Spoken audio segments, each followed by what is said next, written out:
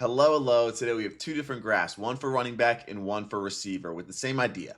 Who is getting the valuable volume in these offenses? In fantasy, a lot of times we can look at the box score, go to running backs, how many carries do they get? Receivers, how many targets do they get? And it goes a little bit deeper than that. Some of these guys, it's not as good as what the box score is telling us, or it's a lot better. And same thing for receivers. So let's look here at running backs first.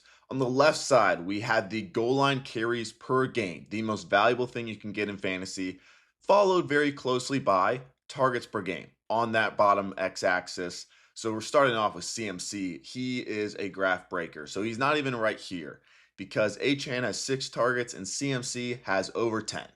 So if I included him in the graph like normal, it would make the graph look horrible. So we're not going to, but his volume has been incredible. It is the OG CMC, and I would say his goal line usage is even better than what this suggests because we are still at 5 weeks into the season. He has gotten all the goal line carries by a running back except one to use check the fullback. But in terms of Bijan Robinson taking some, that hasn't been the case. So he is clear there, and he's still getting a ton of targets.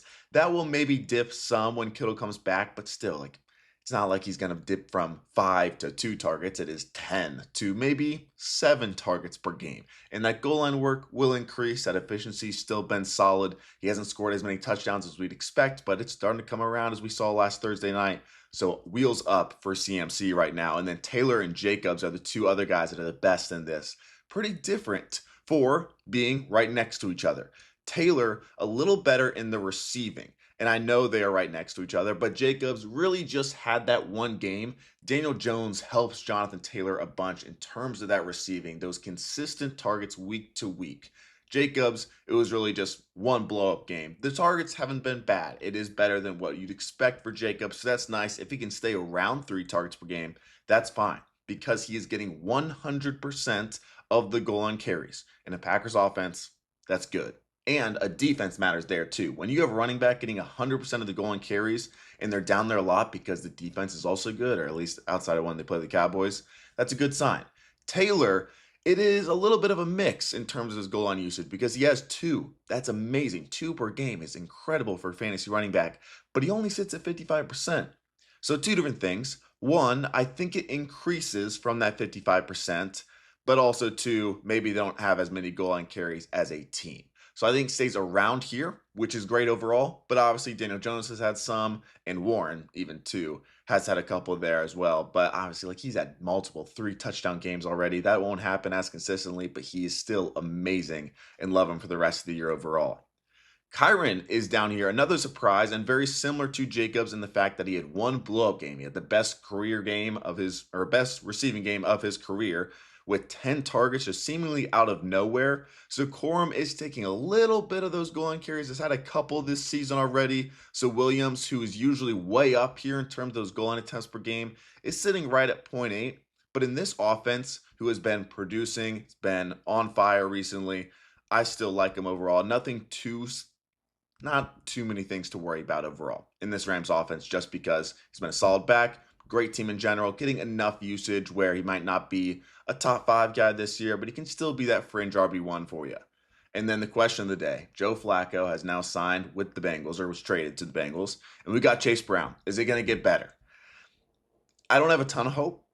It could get a little better. Something is better than nothing. When we're looking at the targets per game, he's gotten a decent amount, but they haven't been valuable targets. It's a lot of checkdowns with 2 different linebackers on him. He's not really in space too often. All of this goal line usage happened over the first 3 weeks. He hasn't had a single goal line attempt the last 2 weeks because they haven't really been down there. But with Flacco coming in, maybe the offense gets a little bit better, and he did target running backs nearly 9 times per game in his 4 starts with the Browns this year. So Piron will take a couple, but a lot of that will go to Chase Brown. So maybe there's some slight improvement there. Against the Packers this week, definitely not an easy start. Maybe a flex, I would say for now, and we'll see how it goes. Right next to him is those Steelers running backs, specifically Warren. I do not want to be counting on Arthur Smith to give me a consistent fantasy running back as an RB1 or even an RB2. But in terms of a flex play, with this usage, it can be a very valuable boom bust, especially for a guy like Warren, who we expect to be that number one guy still. The targets are there in the Aaron Rodgers offense, and they're getting lots of goal line work. So although it's unpredictable in terms of who might get the ball week to week, if we understand, hey, there might be some games where Warren's scoring under 10, there'll be those games where he's scoring 20 plus again. So that can be valuable. Looking at this bottom right, Irving down here, Bijan Robinson, similar guys, but a little different scenarios. So Irving, I would say, has just been plagued by bad luck outside of the injury. The targets, very good, very encouraging, and he's getting bell cow work in general. Honestly, should be closer to Chase Brown in the long run because they just have been unlucky in terms of their amount of goal line snaps this year as a team. For a really good offense that the Bucs have and the amount they're scoring, the first 4 weeks that Bucky was in, they had 2 snaps inside the 5-yard line. So White got 1 carry, not really worried about it, and Bucky Irving had the other snap where it was just a pass play.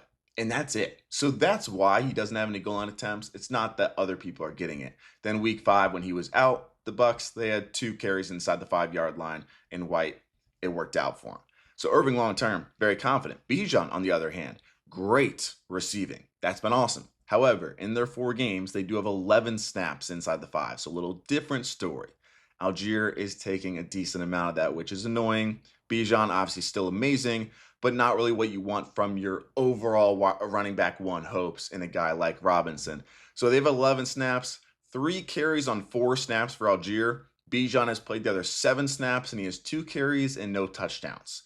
So a little disappointing there. He'll get more touchdowns because he's not going to have 0, but it might not be the Josh Jacobs, Jonathan Taylor goal line usage that we want from a Bijan right there. Etienne, a more extreme version of that, with Gordon taking a little bit of that goal line usage now too. He's more getting the goal line usage, Etienne, that is, on those creative plays. This next guy is Hubbard with Dowdle. I'm worried. Honestly, I'm a little worried because I was already worried beforehand. That's the main reason. Dowdle was getting 100% of the goal line carries already. So they were inside the 5, actually a lot. And 2 things. 1, they are extremely pass heavy in the red zone right now. We'll get to that later with another guy in terms of the receivers. And then 2, when they are running, it's not to Hubbard. So when he comes back after Dowdle just ripped off 200 yards, I was already worried. And Stevenson, Henderson, when we're looking at these guys, like Henderson, I want to hope, like he's so good. Him, similar with like an RJ Harvey. Like when they're on the field, they're not looking bad. Henderson hasn't really flashed too much, honestly, but they've talked a lot about Stevenson's role after this last week where he had another fumble. Still, Vrabel was like, we need Stevenson to have that big role because Gibson goes down to injury. That role is mainly that red zone role. He's getting about 60% of the snaps and 60% of the touches in the red zone. That other 40% isn't Henderson. It is Henderson and Gibson, basically 20% each. So my confidence in terms of Stevenson going away, still not really high despite the fumbles like you would think. And going back up real quick to Skattebo. I feel like I missed him earlier, but I do want to point out that usage has been amazing. The valuable volume, it's not just that he's getting a ton of touches, but he's getting a lot of the goal line work. He's still getting the receiving. It was an up and down game with Dart at quarterback. That first one they threw 20 times, so only had 2 targets. But when they were in a pass, they doubled it, had 40 attempts. Then he had 7 targets. He was getting a lot with Wilson. Now he's getting still a decent amount with Dart and a ton of goal line usage. So up there looks really nice too. When we're looking right in the center here, right behind Judkins is James Cook, which, it's a good sign for Judkins to be next to James Cook. Cook's volume has bumped up significantly, nearly 30-40% usage compared to last year. Judkins, what's the difference? Well, he's not on the Bills offense, he's on the Browns offense. However, those carries are increasing each week. He's gone from 10 to 18 to 21 to 23. That goal line usage will be all his. He's getting all of the ground game. The routes are a little inconsistent, and there's some worries in general. Like, I want to be more positive on Judkins because he looks so good, and I do think he'll be a fantasy RB2. So I want you to hear me there. However, in terms of the routes, it's been up and down. It was nothing at first, and he had a couple weeks where it was rising, and then Gabriel comes in, and for some reason, Jerome Ford took like all of it. He had 5 routes last week. He played 8-man boxes 70% of the time and was still good. Still good. I just fear there's going to be some floor games coming if this usage stays the same. So right now, like honestly, 2.8 targets per game wouldn't be horrible. I don't expect it to increase too much is the issue. And in this Browns offense, he probably needs a little bit more to have that pure fantasy upside. And we get to this bottom left, and you don't want to be here. It's red for a reason. It's the dirty work zone. So Dobbins and Mason are on the edge of that. Dobbins still getting a decent amount of goal line carries and a good offense, so has some value there. Genty on the other side of this, that target share is increasing. Some of that due to no Bowers, no Mayer. The routes are going up, which is good, but still lots of red flags there, obviously. But like Pacheco, it's all between the 20 carries. Etienne, he leads the NFL in yards per carry, which I wouldn't use to show how good he's doing, but rather what you'd expect in fantasy. If a guy is putting up those numbers in the box score, you'd expect more than, say, RB14 in fantasy points per game. So why isn't he? Well, it's because he's in the dirty work zone. He has 3 touchdowns this year. That's amazing, but he doesn't have a single goal line attempt. They are 30th in RB target share this year, so he's getting some design work, some of those screens, but besides that, Lawrence isn't throwing to him at all, really. So the targets are lower than normal. He's getting no goal line attempts, still has those 3 touchdowns and great efficiency so far, but RB14, I would definitely say, is his peak and at more of a sell high moment in terms of the process.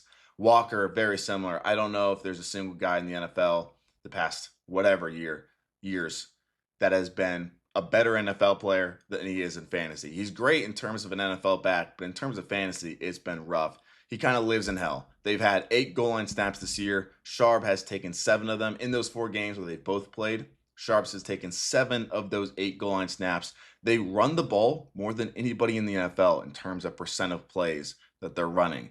But that offensive line is a problem. They're 31st in target share to running backs. He's only had 2 design carries, so those targets are way down. He's not getting the goal line work. So he'll have 10 for 86 on the ground like last week. Amazing.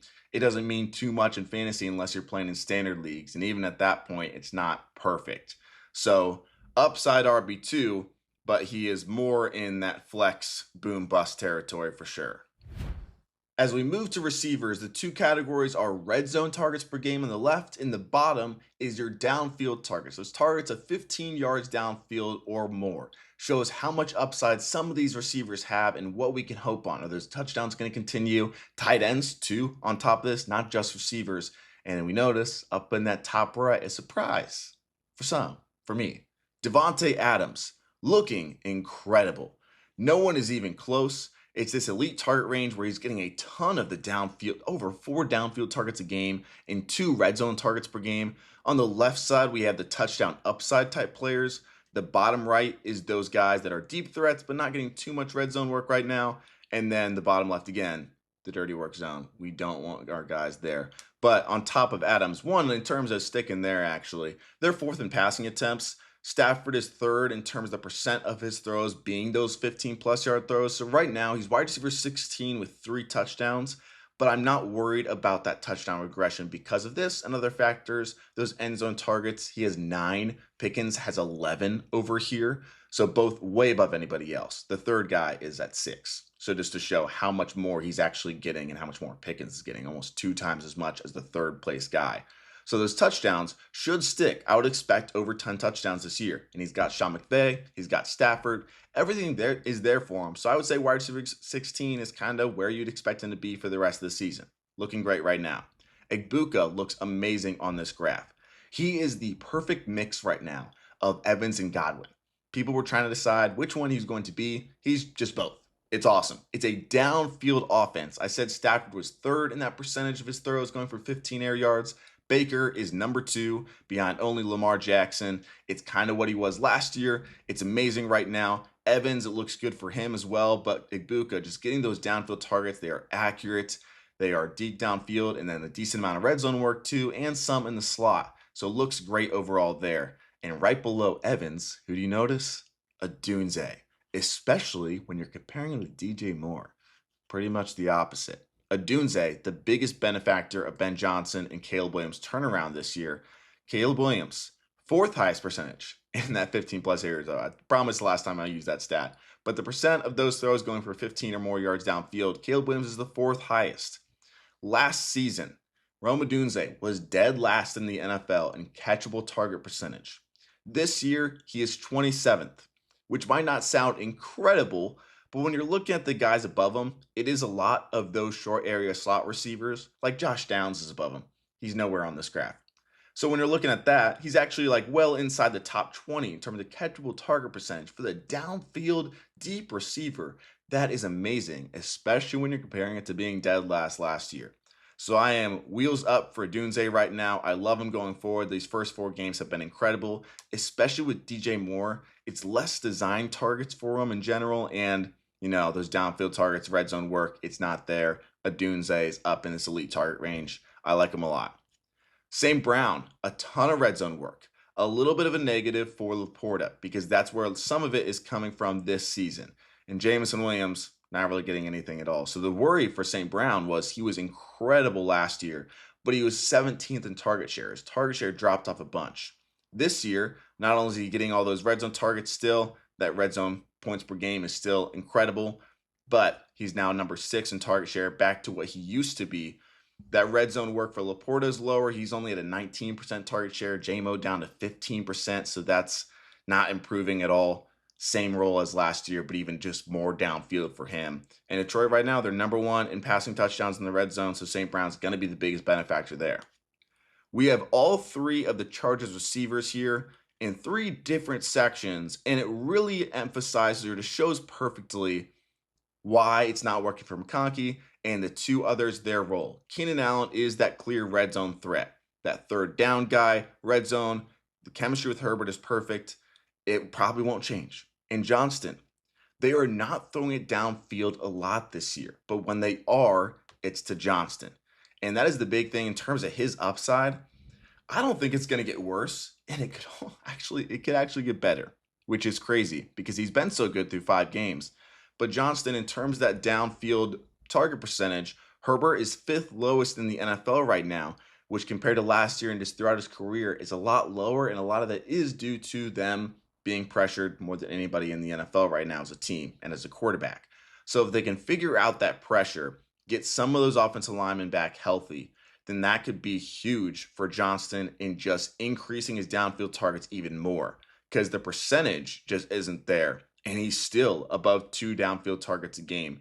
So the upside is big for him, where McConkey, he's just not getting a lot of this. He's gotten 14% of the targets on those red zone or downfield shots, so it's just not too much. The targets in general, if he was doing this and getting 10 targets per game, then sure, that can work. But right now he's getting 7. It's just not good enough. In this bunch with Johnston, you got Nakua, Jefferson in there, Collins is up there, Marv. So there's interesting names, starting with McMillan. Bryce Young last year was the 2nd most aggressive quarterback in these downfield throws. And this year, that has dropped to the 4th lowest. So McMillan, just like Johnston, is getting a ton of this work, and yet the Panthers aren't throwing it downfield too much. So if Bryce Young even gets a little bit of this back, maybe goes to the middle or back to being that super aggressive quarterback we saw last year, that is where there's a ton of hope for McMillan, because some other positive stats, they are number 1 in red zone passing attempts this year. They have 7 red zone passing touchdowns. McMillan has none.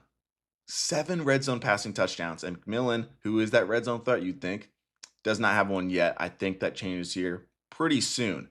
So for Collins, it's similar in a way, but I would say a little bit more negative because McMillan, it's the same quarterback and same offensive coordinator, same head coach. You would expect a little of that Bryce Young aggression to come back, more of those downfield targets, and we just need Bryce Young to play better. With Collins, it is a new offensive coordinator, so Stroud has dropped from being that top 10 quarterback in those downfield throws to the 2nd lowest in the NFL, and that's the concern, is Nico is still getting these valuable targets. It's been a little less consistent this year, and less in terms of Stroud actually throwing those downfield balls to Collins, a lot less over the middle, and I think a lot of that is just this new offensive coordinator. So a little bit more worries when it comes to him. Drake London, if we see him in this bottom left, right by Bowers, it hasn't been good, but I would blame a lot of this, similar to Kyle Pitts down here, in terms of just the opportunity. In terms of the red zone work, the Falcons only have 12 red zone attempts per game. There's only 3 teams with lower. So he's getting the usage, the percentage. The Falcons offense just needs to get better. So we've seen that in certain games, but when you put up 0 points against Carolina, it's not going to look as good in terms of these graphs. So I have hope for London. He's at least getting used correctly. The Falcons offense just needs to be better. The tight ends live in this touchdown upside area. It is what tight ends are made for. We're looking for the guys that are going to get us somewhat consistent tight ends. A guy like Hunter Henry so far. He's got a few, and that red zone target share is really good. Even with Diggs kind of coming on these last couple weeks, he still has had multiple red zone targets, so that's good. I would expect to continue on this offense with that quarterback play. Johnston, not as confident. Bellinger still there too. The quarterback play, not to Drake May's level, that offense in general. They are second in the NFL in red zone passing attempts. They have 30, second to the Panthers. They have 11 completions. 11 for 30 in terms of that red zone passing. Not the greatest for a tight end right now. Kincaid getting down here. I love Kincaid.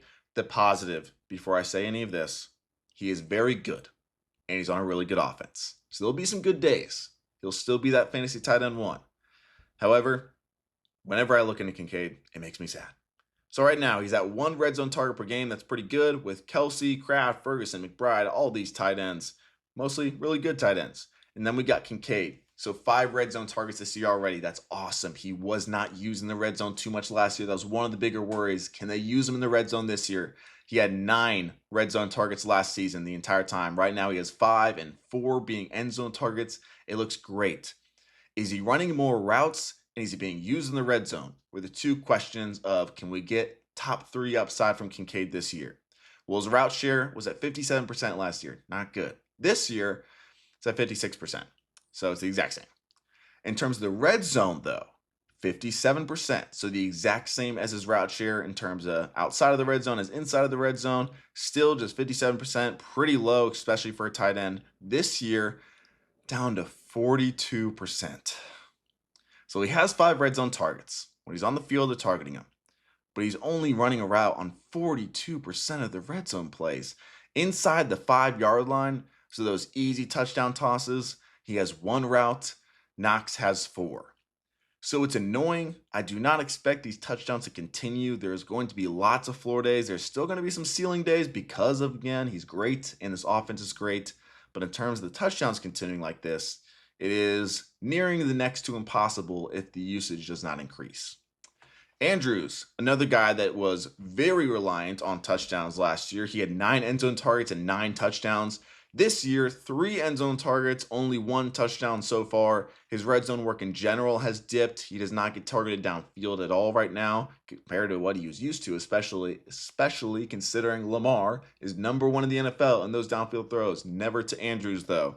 So a little bit worrisome there. Pitts, like I said with London, it's honestly not been bad for Pitts. He's being used well. I would credit a lot of this just from them not really being in the red zone yet this year. A lot of their touchdowns, think about it, like Bijan's housing these from 70 yards, 30 yards, whatever it is. So there's less red zone work in general right now.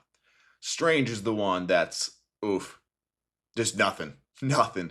0 red zone targets as a Jacksonville tight end, which honestly with Trevor Lawrence and then Liam Cohen coming in from Tampa Bay, not a shock. Not really a shock. The red zone usage is next to none for Strange, and he's not really being targeted downfield. Now he picks up that injury, but in terms of just when he comes back, the ceiling as a tight end is extremely low, so that is sad. And to end, just the what ifs real quick. The what ifs. Where would Waddle be in week 5 without Tyreek Hill? He would be next to Davante Adams. Interesting. Worthy, after 2 games, would be right on top of Pearsall. That's a good spot to be. And Diggs, these last 2 weeks, when he has gotten more playing time, Douglas has lost his routes. Where would he be? He would be right on top of Odunze. Another great one. So those 3 what-ifs that I really like, gives them some confidence going forward. Hope you guys like these graphs. I enjoyed it. It was a fun time. Hope you guys have a good week, and I'll see you back on Thursday.